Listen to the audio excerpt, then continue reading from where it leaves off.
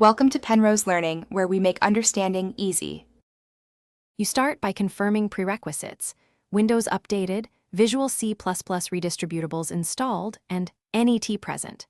Next, close the Rockstar launcher and kill background overlays like Discord or MSI Afterburner. These often lock SDK files. Once done, run the launcher as administrator.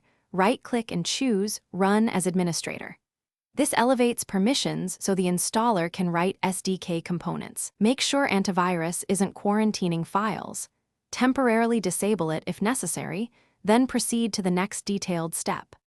You now repair SDK files inside the launcher. Open Settings and choose Verify or Repair for the SDK. If that fails, close the launcher and delete cache and temp SDK folders at %localappdata %backslash_rockstar games\launcher, because stale files cause mismatches. Once cleaned, reinstall the SDK from the launcher, keeping installer logs enabled so you capture errors. Make sure your account has a stable internet connection and that the launcher isn't blocked by firewall rules.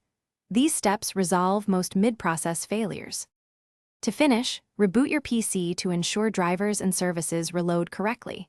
Then launch Rockstar Launcher and confirm the SDK loads without errors. If you still see SDK error messages, open the local logs in %localappdata and Windows Event Viewer to spot permission or file I/O failures. Once identified, adjust file permissions or replace corrupted files. If problems persist, perform a clean reinstall of the entire launcher, uninstall, delete remaining folders, then reinstall. Troubleshooting tip: Thanks for watching. If this was helpful, leave a like and consider subscribing. See you next time.